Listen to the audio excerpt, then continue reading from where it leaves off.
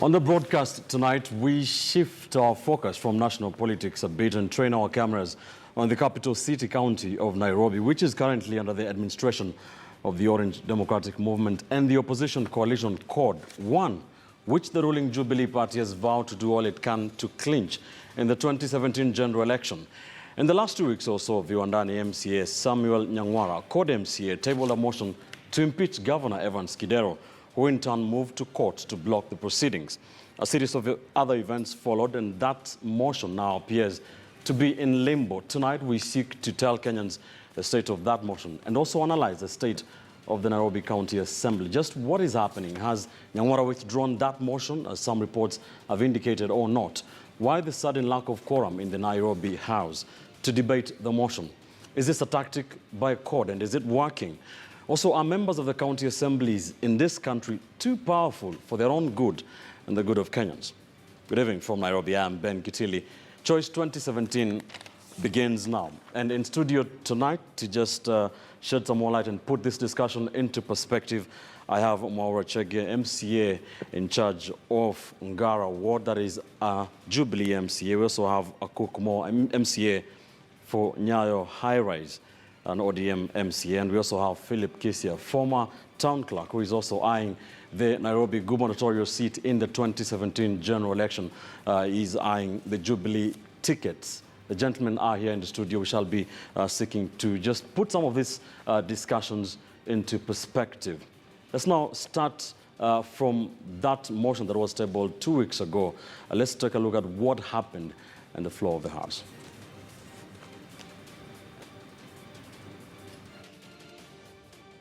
Of the window at the Nairobi County Assembly. As Viwandani MCA Samuel Nyang'wara of ODM made a second attempt at tabling a motion to impeach Governor Evans Kidero. 181, 1A, B, and the C of the Constitution of Kenya, Section 33. But other ODM MCAs were bent on blocking him. In the ensuing drama, Eastleigh South MCA Nelson Masiga caught the attention of the Speaker, Alex Magello, who had earlier warned against shouting at Nyang'wara. Magello suspended Masiga for 30 days and ordered him out of the chamber. Masiga is a stranger in the assembly. But other MCAs would hear none of that. The MCAs engaged in a push and pull with the sergeant at arms, but Masiga finally ate humble pie and walked out of the chamber.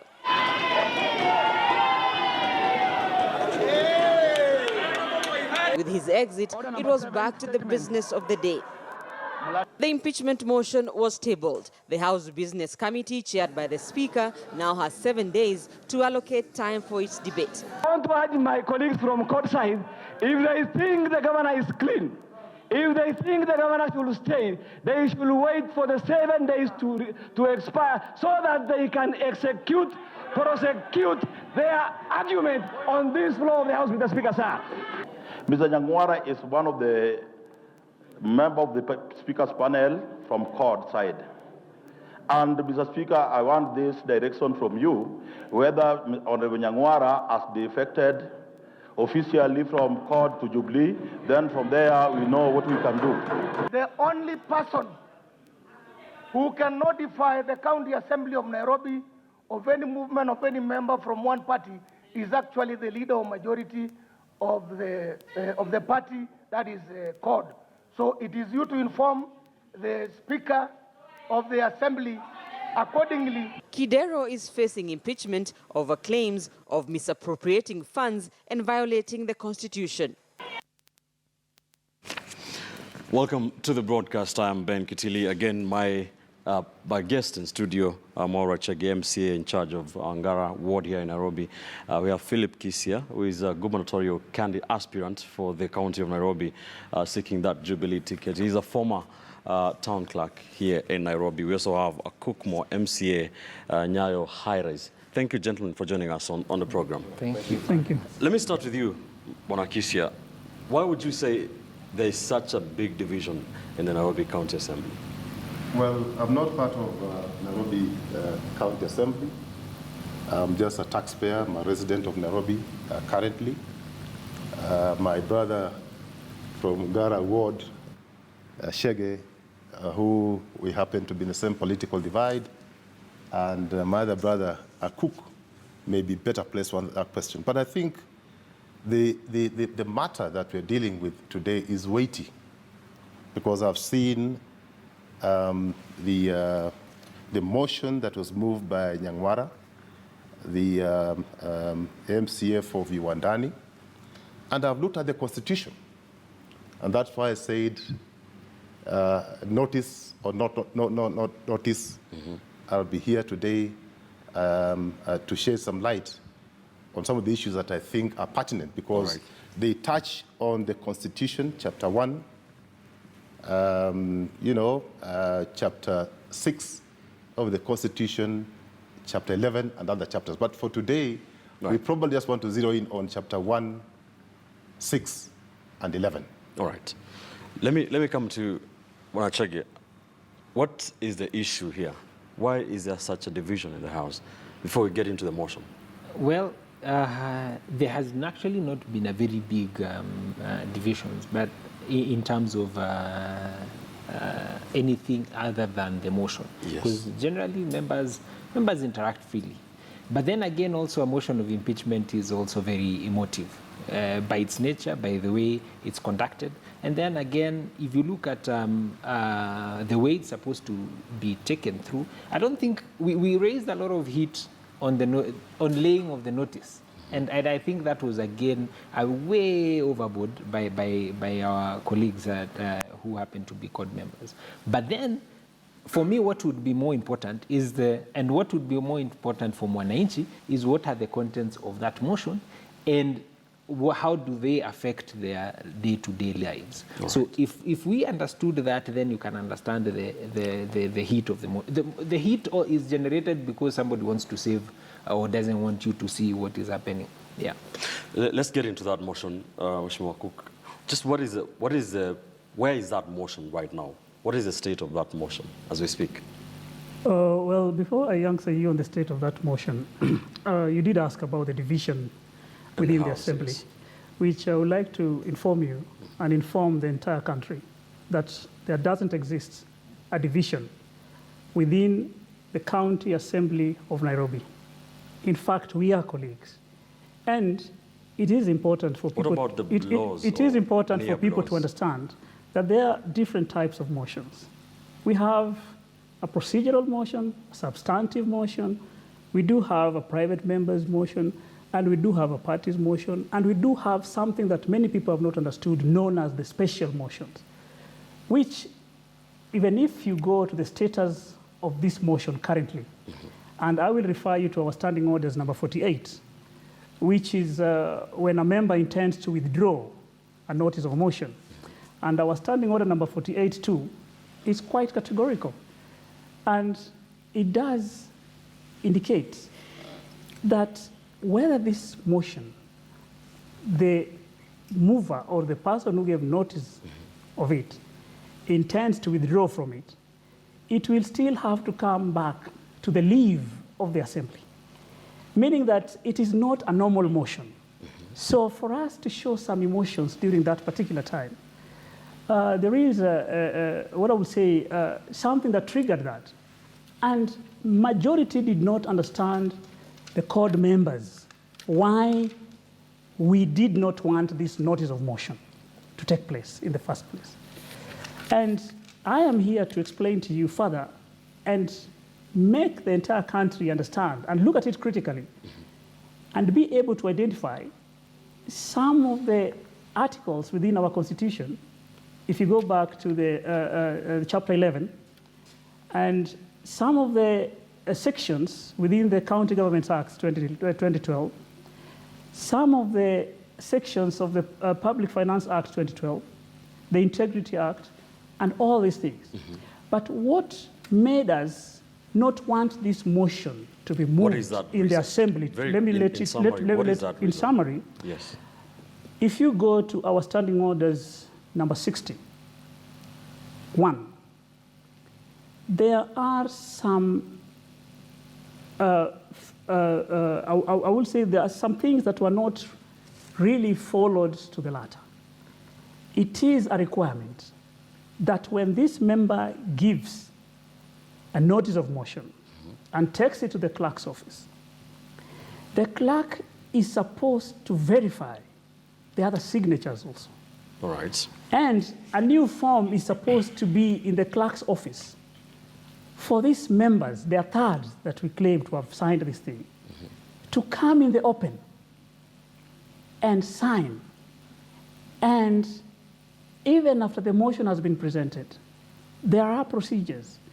And these procedures... So are you saying the signatures were not verified? They were not verified. Or are you talking about they were the not verified, and they were not verified, and that is why our governor was even in court, because some of the signatures were fake, and these people did not come. I think I would want us to really focus on the contents of the motion rather than the technicalities. The technicality. Before we come to that, the contents are heavy. We cannot concentrate on the contents if the technicalities knock it out. The contents are heavy.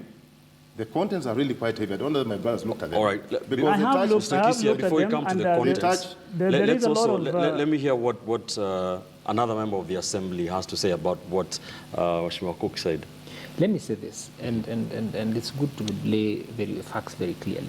When you present a notice of motion for impeachment, as per County Governments Act 33, now for the governor, it's first of all it's first a notice. It's just intention to bring a motion against the governor. You are given 7 days after that, so that now it matures for debate. It is within the 7 days that if there were technicalities, that's when you raise it. But our colleagues started fracas on the notice. So if there were issues with signatures, then it was for us to understand where the technicalities are after, first of all, you've noticed. You've noticed the assembly that you're bringing on a motion. So now we can now argue, and on the first day, after 7 days, then the motion must be debated within the next 3 days. Ben, I dispute so that because a process. Once we have the notice, once we agree that a notice is just to tell you you are therefore invited to know that this is going to happen. Then now you can bring the technicalities. If you don't bring the notice, if you don't agree the notice is there in the first place, how will you verify the notice in the first place? Let me get to the first point that you raised, a question that you raised. What is the undercurrencies? I think from what my two good friends have said, what I can read is that there is political decay in the county of Nairobi. Political decay. That the leadership has not appreciated to date, 4 years down the line, that we have a new political order. So they still want to operate in the old order, managing a current situation. The current situation lays emphasis on accountability. The issues that have been raised in the motion, and I'm not saying, with due respect, Bwana Cook, I'm not saying that we overlook the procedure, but I'm saying the contents, the issues that have been raised in this motion, are they substantive? All right. Yeah, because you see, if you look at chapter 1, the chapter 1 of the Constitution talks about Kenya being a sovereign state, and they are only exercising power on behalf of the Kenyan citizens. So what can be more important, the procedure or the issue, the weighty issues that have been raised? Let's get into the issues. And Mheshimiwa Cook, from where you stand, the issues contained in that motion, are they substantive, for a censure motion against the governor? They are not substantive, and this is what I call fallacy and misrepresentation of the Constitution of the Republic of Kenya. I have gone through this motion several times, and I am one of the people who I approached Governor Kidero to explain to him that actually what we have in this motion cannot hold any water. All right. And why I did that is because even from the beginning, what they are stating in this motion, if you read from the beginning, they are giving excuses, trying to align them to some articles of our Constitution. And these articles that they are trying to refer to, like Article number 73, if you read it clearly and go further down and look at the accusations, which are repetitive, they have been repeated And I'm even surprised that someone could quote Section 201E, 2E of the Public Finance Management Act 2012, because it talks about public participation, really. Does it mean that we have not been doing public participation? And someone accusing the governor of misusing the county government logo. And, you know, I question myself, because I sit in the Justice Committee. I've sat in the Budget Committee for the past 3 years. I know the procedures of how we arrive to a budget.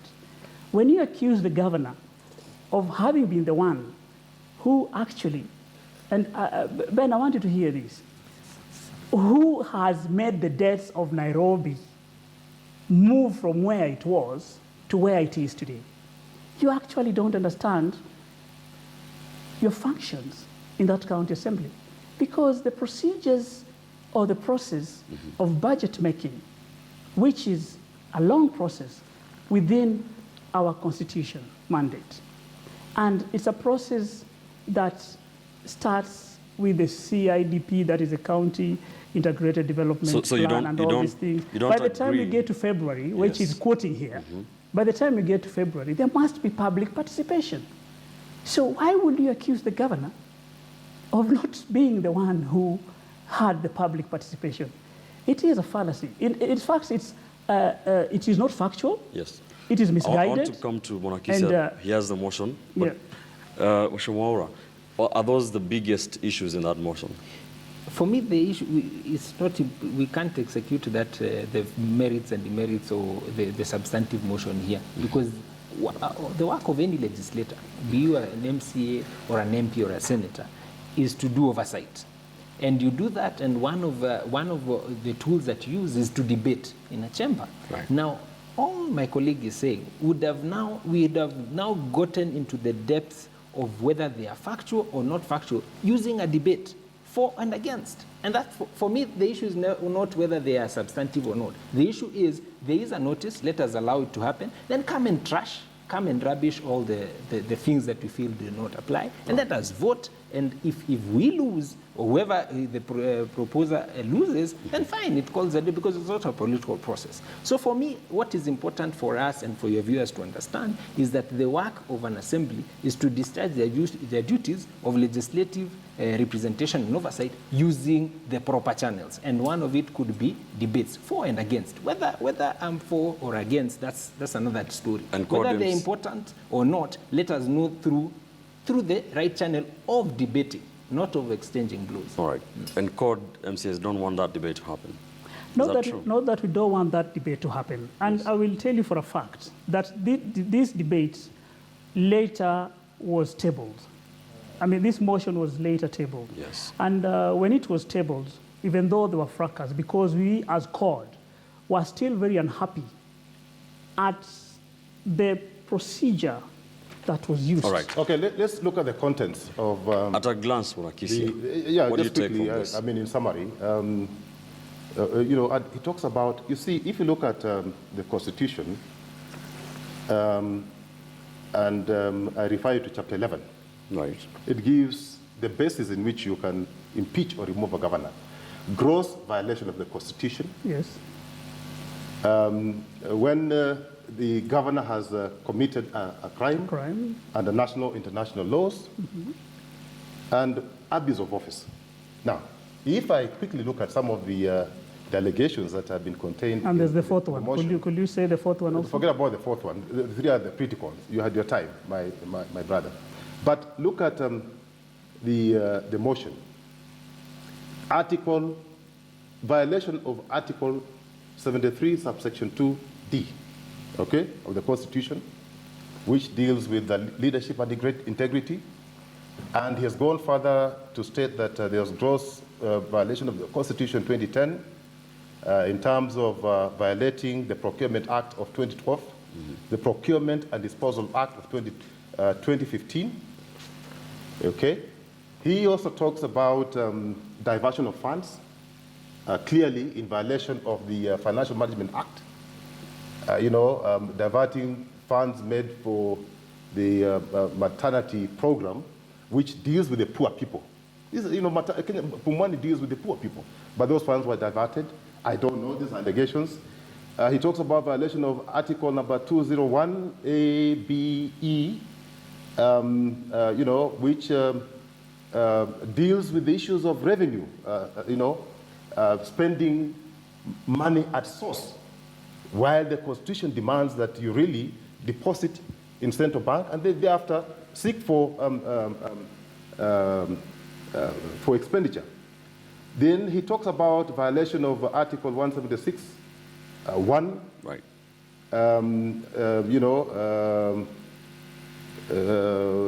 Okay, that one to me, as my brother said, it's not really big, but since the Constitution, if it's a violation, it's a violation.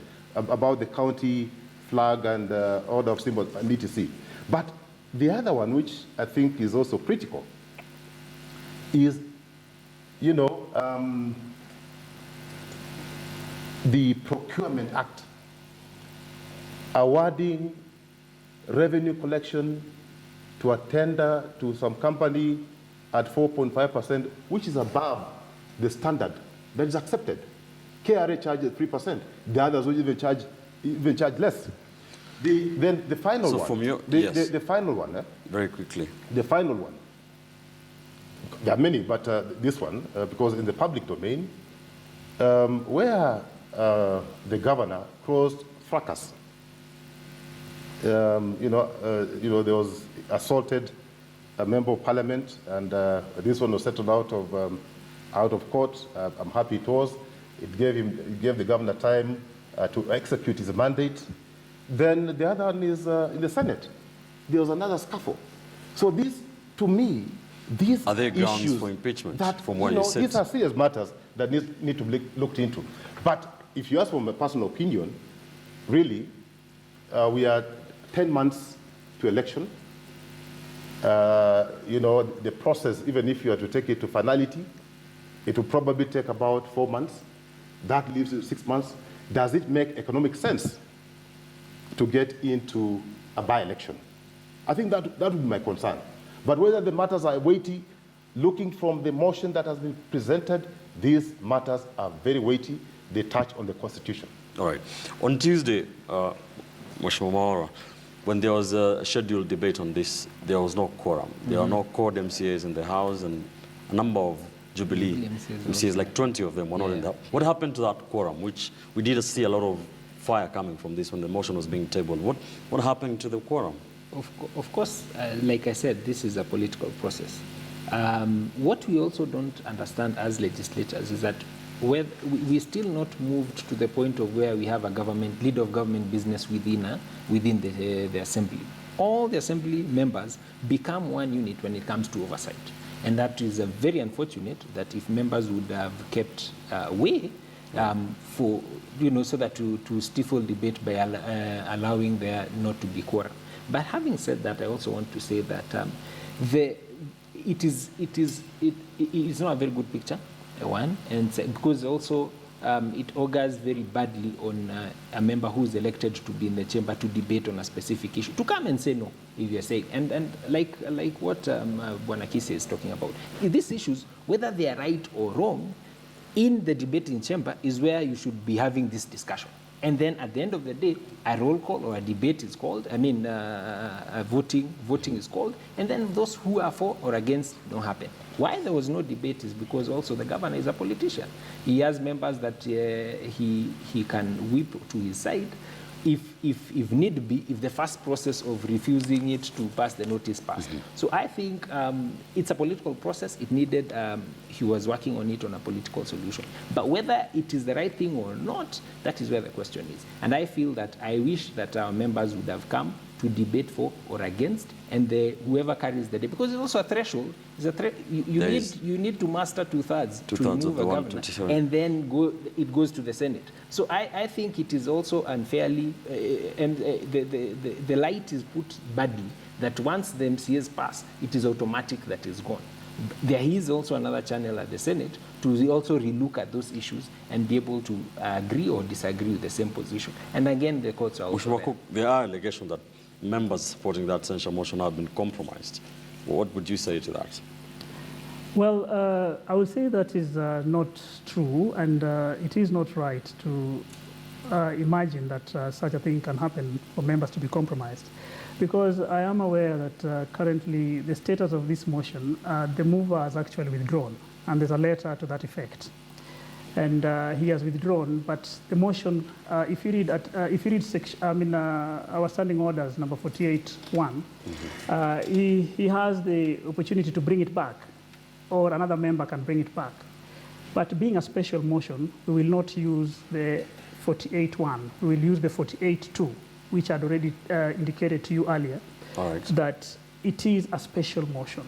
And being a special motion, it will need leave of the Assembly, meaning that we will also have to debate to agree whether it should go or it should not go. All right. Our viewers would maybe just want a bit clarification before you go on. Yeah. There have been reports that the Viwandani MCA has withdrawn the motion, but there are other reports that he said he did not write that letter. I mean, which is a official position? I think even before my brother... I come to you, Cook. Yeah. Well, I will categorically state here that the truth of the matter currently is known by the clerk of the city of Nairobi City County Assembly, the truth of the matter. So if there's anyone thinking that it is not him who signed or it is someone else, we are just members. And I believe my colleague here has stated that these are procedures. We are members that are there to debate. We are members that can only agree to disagree. It is a political process, and any political process can take any angle that the politicians feel appropriate at particular. This process should have been left to go on to its finality. And then if there are no issues in the matters that have been raised by the MC of Viwandani, there would have been no issues. But I think the undercurrents is because people are running from accountability. Now, okay, let's take a quick break. We're coming to talk about that. We just take a quick break here on Choice 2017. We are talking about the state of that censure motion against Nairobi Governor Evans Kidero. Just what are some of the issues in that and the technicalities as well. What is happening in the Nairobi County Assembly? Stay with us. Remember, you can also join this conversation online on Twitter on #Choice 2017. Tell us, what do you think? We're back shortly.